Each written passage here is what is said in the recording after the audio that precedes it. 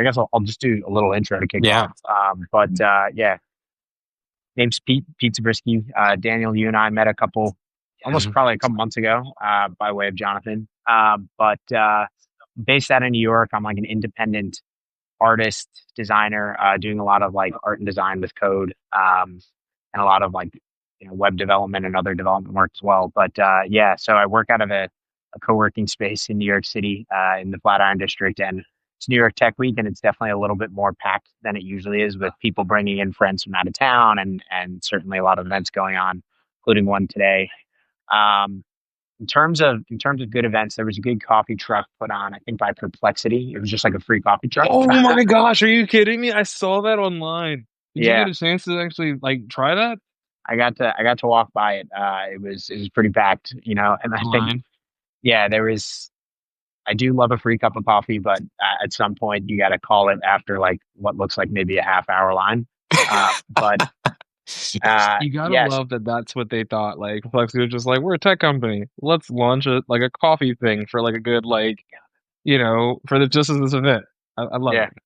yeah.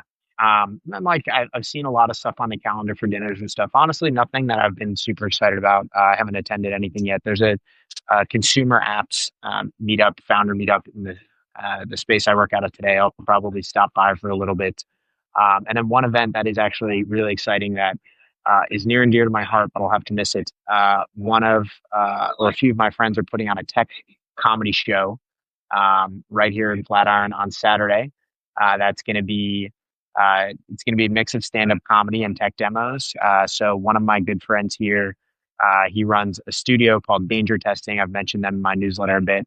But they kind of think of apps as a performance. So they release a new app every Thursday, like it's Saturday Night Live. That's their kind of like mental model for how they think of their app studio. And it's always like funny things like, um, you know, uh, there's an application to see like who is hotter between you and your friend in a photo, an AI priest that you have to plead to go to heaven, just like really ridiculous apps.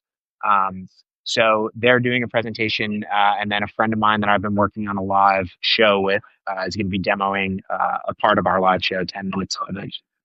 So that's probably the event I'm most excited for, but unfortunately I will be out of town for it. So my friend Lucas will be holding down the fort on that. Man, that sounds hilarious. Like a priest that you have to convince to let you in heaven is amazing. Yeah, it's a good Yeah, bit. I mean, I think it's related to Y Combinator and their podcast, which I listen to religiously at this point. It's just so good. I think it's called Pinecone, and they were talking about like what is possible to build now because of AI. That wasn't, or what is significantly easier. Um, and there are all these like new experiences you can create just for fun that actually don't take a lot of time to develop anymore. So not like the time to ship is like much shorter, um, and the cost of maintenance is like much lower, Yeah, and so the risk appetite is much higher, right? So it's like, yeah, why not just ship an app a week, right? Like yeah, it's like because you can, right? yeah, uh, so yeah. Their I biggest, bloody love that. That's amazing. yeah, their biggest, that studio's biggest nemesis is like the App Store review. Whenever they try to um, Yeah. go from just a web app to an iOS app, because that is like the part of the process, and for good reason. That is like a little bit more tightly monitored, and like getting it actually onto people's phones, making sure it's secure and everything. But it is funny, like that is he's always like the App Store review doesn't want me, shipping an AI priest onto the App Store. It's like, yeah, you can imagine why that's a little bit of a harder process than just putting up a website. So it is funny, but it is a really cool thing to see that previously ideas that would require weeks of technical development. It would require going through someone like GoDaddy to set up a domain and paying for a domain. Like now to just deploy some idea onto some domain with like AI helping set up a little bit of that infrastructure makes it accessible for anyone to promote their ideas and allow people to play with it, which is really cool. Yep. Agreed. Um, Well, there's so many directions we can go in, Pete. I think I wanted to start with uh, the topic of tech Twitter.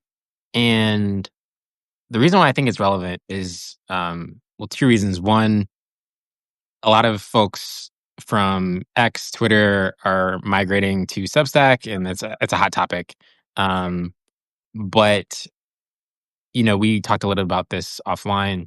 The feeds are very different from Substack Notes and Twitter, especially if you were very active in the tech community on Twitter. Um, and I feel like there's a belief by a lot of people in the Substack community that Twitter will eventually cease to be relevant. Like eventually, like no one will use it and you won't find anything interesting and there will be no value that you'll glean from the platform. But I don't think that day is ever going to arrive. But I do understand the anxiety and the exhaustion of trying to keep up with AI and keep up with the tech community these days. And so I do get the feeling of wanting to like divorce yourself from it. But I do feel like a lot of people miss out on things that are helpful and are valuable. Um, and so I'm curious, like, to hear your relationship between the two platforms, between Substack and X, and where you consume your tech, like, content. Like, how do you keep up? How do you learn? How do you grow? Yeah, yeah. I think it's a really interesting point, and I think as Substack evolves and adds features and makes future decisions, it'll be interesting to see how the two like continue to coexist and how people view each. But I mean, at the moment, I think I came to Substack originally to kind of write and manage my own newsletter about a year and a half ago. So that was the impetus for me to join Substack. And I think really since then, they may have had it at the time, but like since then, they really put a focus more on notes and then obviously added more of the features like, Substack Live or um, the short form video content that they have, which has been met with mixed reviews from people and kind of mixed emotions. But I think right now the biggest difference between Twitter and Substack is Twitter is there for like the instant reaction. So um, you know, if anything big in the news from whatever part of the world, a big sports event happens or something big is happening politically, um, all of those things are happening on Twitter and people are reacting in real time. They're kind of racing to it. Where the Substack feed and community isn't really as conducive to these, in real time, instant reaction conversations. Just because even the notes feed itself isn't ordered chronologically, it's a little bit harder to kind of find maybe the people you're following versus not following. When it comes to the short form content, but it's really good if you want to keep up with the longer form thoughts of some of the people you follow and respect. So I think um, for me personally, I know that when I share like little drafts of things and works in progress, I feel more confident on Twitter that I know the people who follow me will see it, and I know that you know it'll kind of be slotted into that feed. Whereas Substack, I'm a little less sure. I'm still eager to share it because I want my audience here to be able to interact with me in that way. But I personally feel like a little less certain.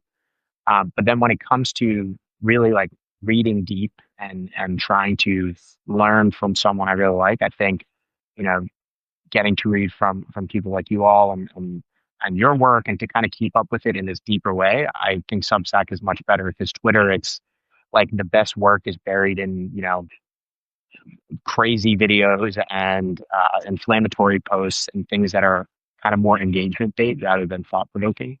And unfortunately, engagement is what will keep the platform alive and keep it going. So I think to your point, it's not going anywhere soon because it's designed to be, it's designed to be a tool that a lot of people will tune into. But yeah, especially when it comes to tech Twitter, I think something really great about that model of real time kind of feedback and conversations is when there's something announced, whether it be a grant or whether it be a new technology or a new demo. there are people promoting it in real time. You are seeing it a little bit more in real time, and I think those conversations are happening uh, in a way that Substack doesn't facilitate. Kind of that just the virality of maybe a new product launch or pinpointing this moment and everyone's talking about it here. Come join the conversation. Um, and I think, in tech, if you miss out on a month's worth of innovation, you fall behind, unfortunately, right? If you don't use the latest version of some model, Yeah. you'll be stuck in the Stone Age, it feels like. So, uh, Or like the latest method of prompting, or exactly. being Yeah. able to find good context. Yeah. Because we discussed in nauseam in regards to like AI is only as good as the context you give it, and so like I went on to Twitter today, and I was just like, there was this guy who I follow for like mid-journey prompts, um, just in general to get a feel for how he's able to develop assets, and just like the way he's prompting it and the way he's working it out. I'm just like, I would not have come to that prompt, so that's like good context as a whole to grab. But in that same sentence, after I saw his, I saw some nonsense from Elon, and then some, I scrolled down a second later, someone throwing a fist. So it's just like, yeah, it's one of those things where I'm like, I would love to get that, like that content from, the model context, the, context that I can use and save, and that triggers my brain and goes like, I want to try that. And then also the experiments that people do with this. Like, one of the things I love the most about AI, the good and the bad, is I've never seen people willing so quickly to fail and just be stupid. Like, develop the dumbest things and keep developing and developing and building and building. Even in myself, like that has been reignited. Like, I can toss an idea against the wall, see where it goes, and if I don't like it, if what I thought it was going to be isn't what I came out with, it's so easy to scratch all that code or all of that design work and not have to think twice. I will say one more thing is that I love that, and Twitter, to your point, Pete, that Twitter is you will see something posted 5 minutes ago. Here on Substack, you'll see something that was like 2 days ago. So it hasn't yet gotten into that 24/7 like content rotational path yet, where I will see something that you posted 4 days ago, but interacting on my feed as if, it was just recently posted. And sometimes I'll have to look at it and be like, oh no, he did this like 2 days ago. All right, well, still cool. But on Twitter, if you posted, day one, if I'm not on Twitter on that day, that probably won't make it into my feed Yeah. because I wasn't there that day. Yeah. And so personally, love that about Substack, because it feels like I can engage with content that's not just relevant today, but was relevant a day ago or 2 days ago, etc. But yeah, I hope it honestly stays that way. Um, I'm fine with Twitter being that place. Like, Yeah, and I think, fine, I'm fine with it. But like, yeah. and Jonathan, I think you nailed the value prop of both platforms so well. And, and Yeah. I think you have to understand as a creator, like why you would engage and why you would use either platform or any platform for that matter. And I think Substack is such a great product because things have a longer shelf life and you can develop deeper and more intimate relationships with people without having to be on the platform every day. You're also not penalized if you don't post every day like you are on Twitter. And so there's so much value to that. However, to Pete's point, like if you're trying to keep up with technology, not just AI, but just technology in general, um, you know, the internet town hall of Twitter is hard to beat. Unfortunately. And unfortunately, exactly. Yeah. And so that's why I came up with the idea for the newsletter because I was like, I'm doing this every day, right? I've been in tech for 11 years now. And so it's just part of my DNA to go on Twitter maybe half an hour a day. Yeah. And I'm just like, my feed is so good actually now, that I'm rarely doom scrolling and not finding something fascinating. And so, and then I'll just like bookmark things, um, for reference later.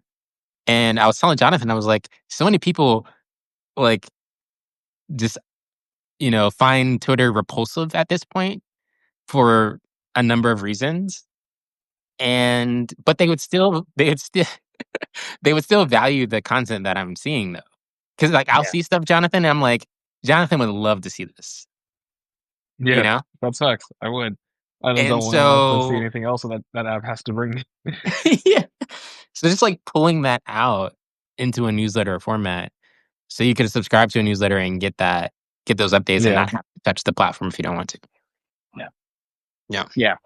And I think it's also, I mean, like any good, like I think it relies on a certain expertise that you've developed, right? From the 11 years in tech, from just being someone who's interacted on the platform. Like, not only are they good opportunities, but like it's a bit of a trusted source in that way that it's like, okay, hey, this is good content, but there's also someone who like filtered the content, pre-trusted.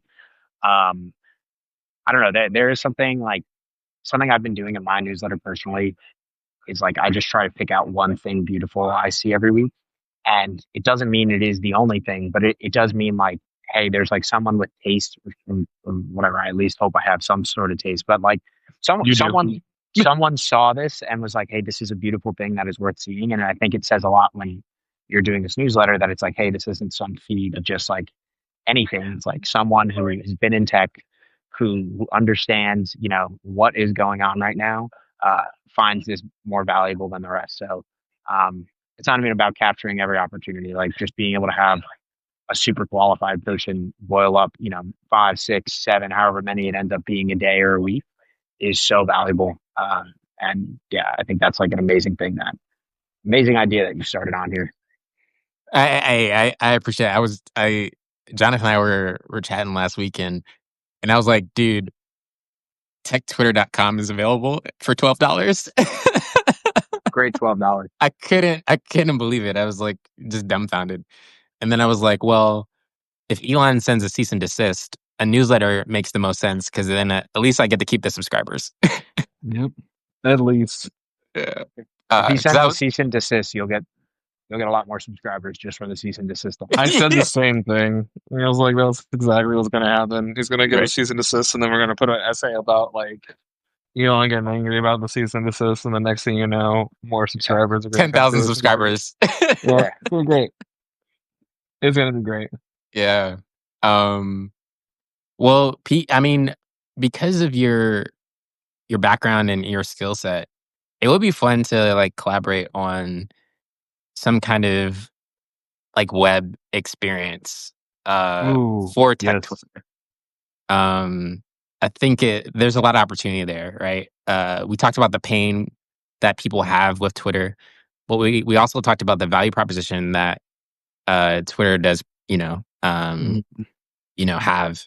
And I'm curious, like, what that could be, again, my initial um, desire was to have like an artistic kind of web desktop experience for people to like get their daily dose of tech Twitter without having to doom scroll. And I still would love to do something like that. Yeah. Um, but I'm curious, like when you think of you know a daily drip of news, like like what comes to mind? What have you interacted with Mhm. online that you find fascinating or really valuable? Yeah. Yeah. I mean, I think like in terms of online, I've found so many. Well, I think there's two separate parts. There's like news, and then there's inspiration. And I think like a platform like Cosmos has done like a really good job. I don't know if you all have used it, but Cosmos has just Yeah. done like an amazing job of designing something where you can, feel like you're just continuing to click through and see things that are matching the aesthetic you want, and you're just like getting this great work. And they've done a really good job of like this kind of inspiration piece, which I think is one part of like, you know, the tweets that tech Twitter do well, like seeing like really good work, less so than news. Mhm. And then the other is like Mm. news and opportunities and really like the, hey, like this might apply to you, act now. So you can kind of seize this opportunity, whether it is Jonathan, to your point, like tips and, new technology that you should try, new practices and things like that. Or it's more of like here's an application opening up for a $250,000 grant. Um, so honestly, if I had to, if I had a week to really design something, I would almost imagine consuming this. Like, I feel like everything we interact with nowadays is this like infinite scroll type thing. But I actually think there is a really satisfying feeling of getting to like the bottom of a feed, to like understanding like, hey, I have Ooh. checked all the opportunities today. And if I had to do like a web and mobile experience, it would be trying to really create like really clear categories. If for now we just started with inspiration, learning, and like news, and Mm. I could just say like I have scrolled to the bottom of Daniel's 10 points of inspiration today, and uh, it's not about being buried in this endless sea of information. It's not about being on this website for 20, 30, 30 minutes a day, hours a day. It's about being here for the 10 and hitting, or whatever, 10, 11, however many it is, and just like hitting that like satisfying like bottom. Like you almost feel like a click. And same thing like Mm. with like inbox zero and, all that, like that type of feeling. Because I think, I'm sure there's plenty of psychological studies on it, but infinite scrolling works because there is this kind of anxiety or hunger for more. I'm sure it's a combination of both of those two, but there's this feeling that if one more swipe, there might be golds right behind that, and I would want to create an experience that says like, hey, there's no more gold if you keep swiping. Like you should feel content and know that like based on this editorial's um, you know work from what we scrolled yesterday, like we've reached everything. And I think it kind of gets to your ethos of it around like we didn't scroll so you don't have to, like making it feel as satisfying that they have scrolled to the end. The doom is averted. Like it's just scrolling. So Mm. um, I think as clear cut as you can make that, and then from like an artistic point of view, just being able to make it easy to navigate from days of inspiration, almost like an archive could be actually really interesting. Yep. What was tech Twitter like on June, what is today, June 4th, and what is it going to be like on, how does that compare versus June 4th next year? Like that could be a really interesting thing because we have the content, so immediately organized. It's a geese little. So Yeah. I love that last point especially because I love ideas that allow you to create an asset out of the like exhaust. yeah, Right? It's like, you know, it is hard to and it kind of creates like a moat in a way because it's hard to go back in time mhm, for like a year and like find the most valuable thing yeah, for every day for the past year if you're not doing that every day, yeah, you know? And just by updating the site and the newsletter on a daily basis, you're creating this asset that can be this archival asset that can be referenced in the future that could actually be mhm, even more valuable than the newsletter or the site itself. yeah, Um, yeah. I agree. I think we got tricked along the way into thinking that information is only valuable in a 24-hour period. yeah. Oh yeah. And like, there's this article that Pete had sent me, and we'll drop it in this notes. So I think everyone should read it in regards to like it was written like years ago, but it's about making home cook software, and it has gone into my personal canon. Like it is just that good, but it was written years ago, Yeah. probably trended at some point on Twitter. Never probably saw it. And if you hadn't sent it over to me, I never would have seen it. Yeah. And so, but the essay was written years ago, and there's tons of things like that where it's just like where you're tricked into thinking that if we don't see it in that 24 hours, it's not useful. We got to get on to the next thing.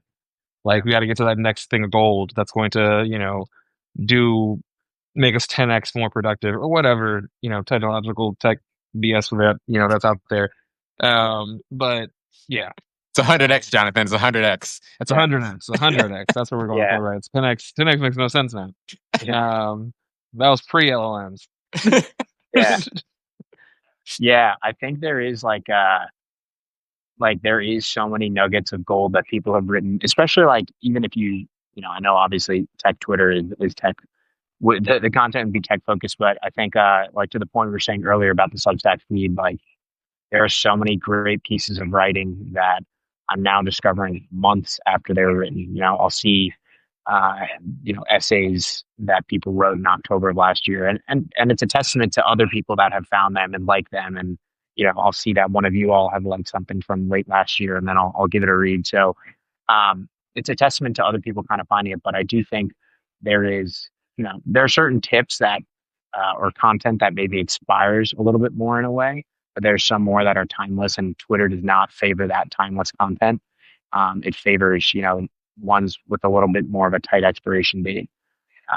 Yep. But I think like I don't know something.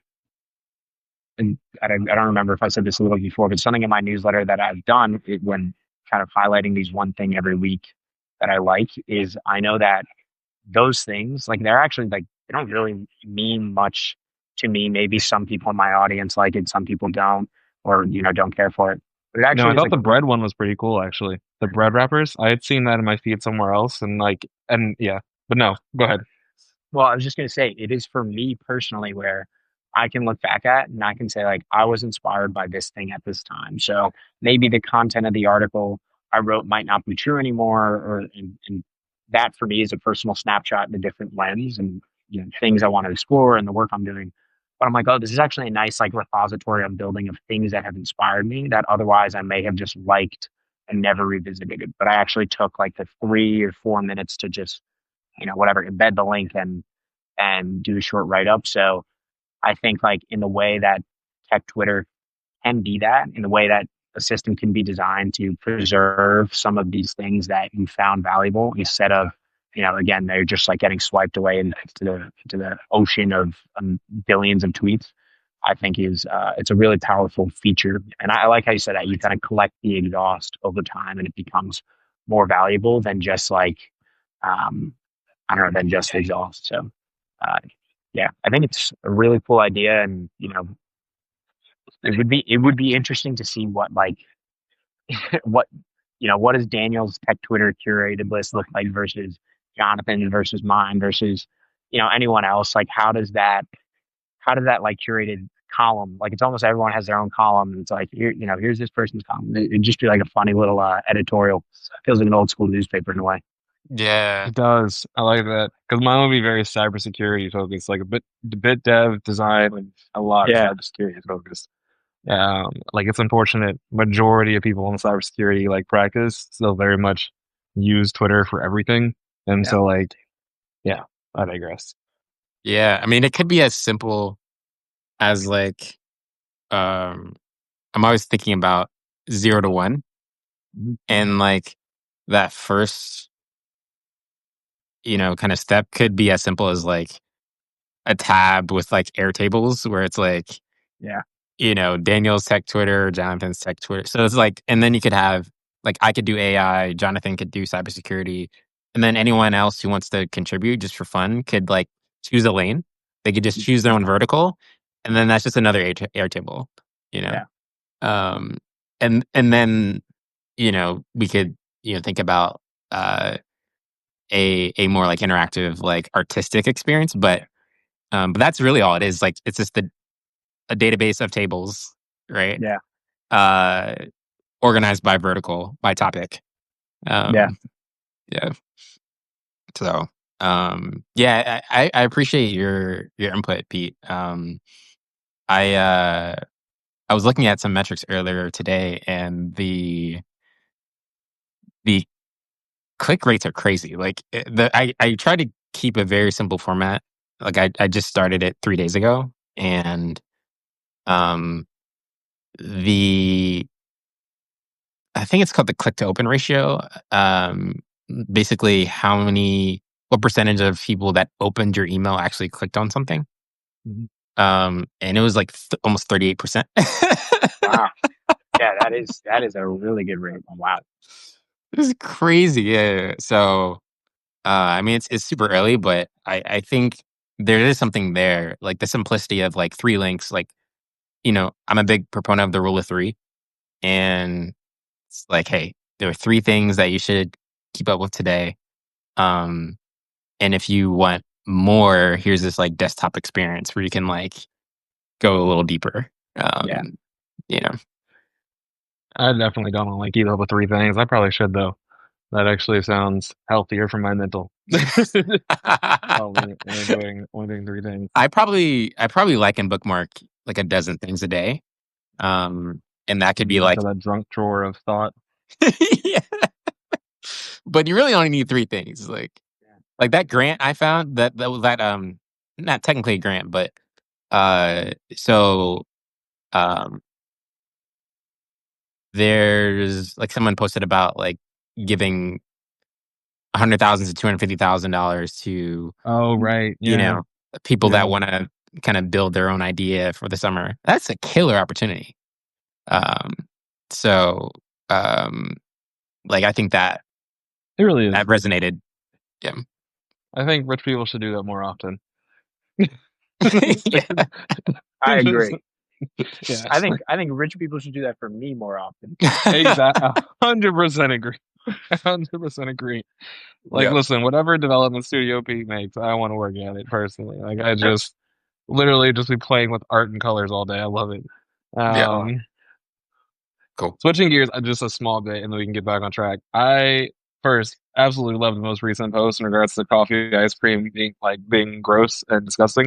And so one, strongly agree with your take. Also, strongly agree with the fact that like there is no direct discourse anymore. Like no like fun discourse. Like none of this like, hey, like my stance is coffee ice cream is trash because it is. Another one, for example, is that if you eat PB and J on soft bread instead of toasting it, I don't even know if you're a human person. Um, Because like it gets that soggy. I mean, is what are you doing? it's what are you doing, right? Yeah. Like literally, when I read that essay, I was just like, that's 100% my thought process. Like I told it my wife this morning, I was just like, I don't know. She eats it on soft bread, and I'm just like, nah, like that's not like 100% disagree with you. Um, but no, I just wanted to be like, I don't know what's going on with your pops, but I hope his taste buds evolve. I really do, because that's like coffee, fantastic. Stop, just right there. Coffee's great. Adding it to ice cream makes zero sense. I Yeah. makes 0 sense.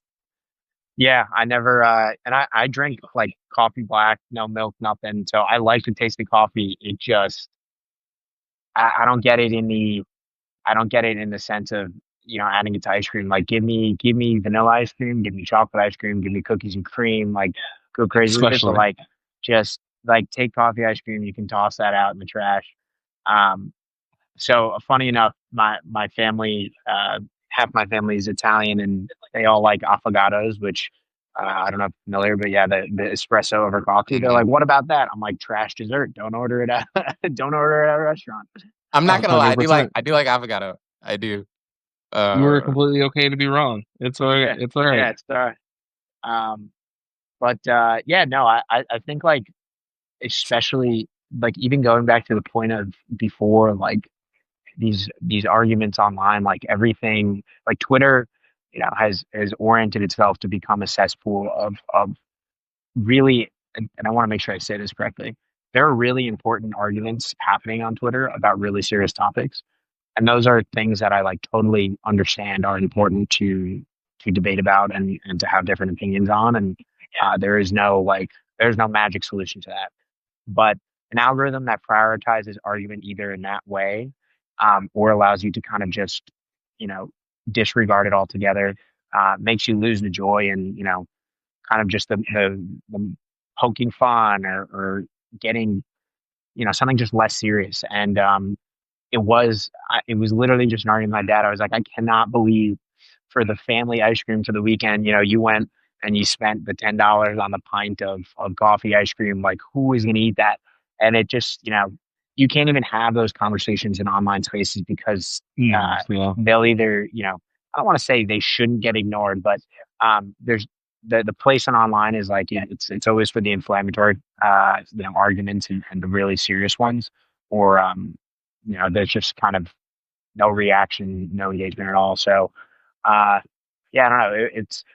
I remembered how fun it was to disagree, and Mhm. like you can have your affogatos, and I won't, I won't worry about it. Won't won't touch the thing because that's just a waste of espresso. Yeah, waste of Oh my espresso. gosh. I Like mean, look, my girlfriend gets a latte, and I see them put the whole thing of milk and a little bit of espresso at the top. I'm like, you didn't get coffee. You just go drink you a got glass of milk. milk. Yeah, So you got milk. That's all you got was milk. Like that is it. Yeah. Milk with coffee flavoring, if you really want to be accurate. Like that's all that is. But no, I definitely like you have a statement in it that said instead of building taste, we adopt it, and I think that's very much to brand with how Twitter functions currently, how people in the on yeah, the internet as a whole, how it functions. Like even with how you pick something beautiful and try to be very intentful with that in the end of your essay, right? Like that's a I think that's even something more prominent in the AI age we find ourselves in because I forget who said it. I know it was on Substack and it's probably on my Sublime. I know it's on my Sublime. But you can copy the prompt, but you can't copy the intent. Meaning you can do everything, you can take the screenshots, but if you don't have the intent and the taste behind it, it's gonna fall flat. And I see that very vividly. Like for example, I know nothing about video editing, putting together a film, or anything of that factor, but we're seeing everywhere these AI generated films, and some of them I've seen where I'm just like, okay, creepy. The images are creepy, but yeah, like overall story wise, in the writing, I'm just like, oh, that's kind of actually pretty good. I probably would struggle for weeks trying to make something at that level because I don't have the context. I don't have taste around film. I don't dissect film like I do with applications or with certain essays I write or read. And so, um, all that to say, we need to get back to arguing in chat rooms again over things that we genuinely have a taste for, and learning what that means to have a taste. Like I see this and that's cool. I see an avocado and I think that's super gross and like that's just not for me. And I think that's okay. Instead of just being like, yeah, no, that's cool and the avocado's cool too. No, like make a decision and stand with it, and also admit that later down the road, if that decision was incorrect, not just walk it back, but understand and learn where you came from to get to a new decision is important. yeah, But yeah. I think you know, any opinion when you have to defend it. I think I said this in the essay too, but it's like once you have to defend an opinion in an argument, like you either like one of two things happens: you can strengthen your argument and you continue to better understand really the intent behind your initial stance and why you truly believe in this thing, or you actually learn, reflect, and adapt to it. But yeah, I really like that idea of like you can never replicate an intent by just copying. You're using AI to like produce this work, and uh, the only way is to kind of develop your own taste and take criticism and build it up, not just like copy someone else's definition of taste, because then you'll never strengthen your own taste. You'll never be able to change and evolve it either. Yeah. yep. That podcast you sent me, Jonathan, from the dialectic, Oh yes, that's where it's oh like man, hypothesis, antithesis, then synthesis, and then like new thesis, and then you just do it again. It's and like, again and you know, again, like it's so um, good. Pete, I'll have mm, to send it to you if you have like Yeah, 2 hours. Listen to it. It's so good. It's with he's actually a pretty big Substack writer here. What's his name? Henrik Carlson. yeah, Um, I'll give it a listen. yeah, so good. It was just really good. yeah, So many things. I could talk about that podcast for a good it's hour. I got incredible. so Yeah, many good notes out of that. But yeah, again, a lot of his points were have a point, have something to say that you are willing to argue for, that you're willing to experiment with, and think to over and over and over again, because that's how you develop as a person, Yeah, and not just become a talking head on the internet. So yeah. yeah. I know we got to let you run, Pete. Thanks again for hopping on. Where can people keep tabs on you? What are you up to next? yeah. So I'm repeat here on Substack, where it's like my full name and then publication that I do every week. on Substack is like Pete. I'm actually pretty excited. I'm coming up on writing publishing a piece every week for a year. I think it'll be either this week or next week. I'll hit that month. So yeah, it's been pretty exciting. So yeah, I write every Monday. And then I'm also on Instagram and Twitter at Repeat as well. So yeah, and then what's coming up next for me? I've been working on a couple of like mobile applications. One that I released, but I haven't marketed yet. That is like a step tracking around the world app. So slick, It's man. so good. It's Thank so you. good. Thank you. Just So I'm trying to kind of infuse a little bit of like joy and playfulness into just like our everyday step tracking metric and see how long it takes me to go around the world. A few updates are going to be coming back in a few weeks that I just like need to round it out and then get to marketing. And then so I'll be doing a few other pieces of work on that. And then I've been sharing on Substack. I do like these interactive data art pieces. Basically, I think kind of the thesis behind my art practice is that we have a lot of personal data that it's often used to target us with ads and other things like that, feed us more content. But actually, I think a lot of our personal data is a really beautiful representation of ourselves and is a unique footprint. So one thing I'm working on right now is an interactive art piece, and I'm sharing some of that stuff on here on Substack and on Twitter as well. But yeah, most of my work talking about like cataloging, you can see kind of the evolution of my work in my newsletters. I share a lot of the updates on like what I did every week. This will be in there this week. Actually, I want to get a screenshot. I know I can get it after, but I kind of want to get the live screenshot. There you go. Gotta do it. But this will certainly be there. But yeah. One of the things, Pete, that came to my mind, it was the other day, and I wrote it in my notebook too, is I can imagine, like, going to one of your art shows one day and, like, touching my phone to, like, a wall, and then, like, all of my personal data that I allow access to, obviously, right? Privacy first. Privacy is Yeah. important, everybody. Don't forget. But then it just, like, immediately starts making these, like, panels light up with different art around my life and my data on Yeah. on the internet, and I thought that would be like such a cool experience. And I was like, I can imagine Pete doing something like that. Yeah. I Like it have would be so cool. I have a one of my dream projects. Like this is like kind of the vision board when I first started. Was I wanted to have um, a MoMA installation at the MoMA in New York that coincided with the New York City Marathon, and it was like each runner's like kind of journey. And running a marathon, the journey starts long before the race, and I kind of imagine they can go and like either like after the installation. I don't know the details. I'll have to figure out whenever the MoMA commissions it. But like when there's they like reach out to you, yeah. yeah, when they reach out, maybe after this. But the idea is that like the commission kind of follows the race live and like all these 100,000 or was it 30,000 racers' stories. But then the racer can go and also input their training journey and stats, and that is like there's like kind of the race day, but then there's everything that happens before the line. So they can go and they can almost like tap in and like the massive installation response to like that racer. So I don't know. I had like there's something I That'd want be to do so where it's dope. like where they can kind of put their story on top of the piece that they ran in. But yeah, I believe there is like an interesting thing that it's not just like you touch something and the installation responds, but you actually give a part of yourself in a way to it and see it react. Obviously, data secure in that like want to make sure everything is secure and doesn't leave a remnant stuff. Please. Like, yeah, I Yeah, can't stop seeing all these lovable applications being hacked, and I'm just like, oh, yeah, guys, I just, yeah, absolutely, create all you want. But like, hey, some basic yeah, security is important. That could yeah. just be the security guy talking. I don't know. Ignore me. I digress. It's important. Oh man. It is. All All right, right, so guys. Well, yeah, thanks, Pete. This was fun. We'll hang out Yeah, it was again awesome. soon. Yeah, for And sure. yeah, I'll be in touch, dude. Yeah, thanks for having me. absolutely. Mm. Thanks for an initial connection, Jonathan. And yeah, talk to you guys soon. Talk to you guys soon. Later, guys. Yeah.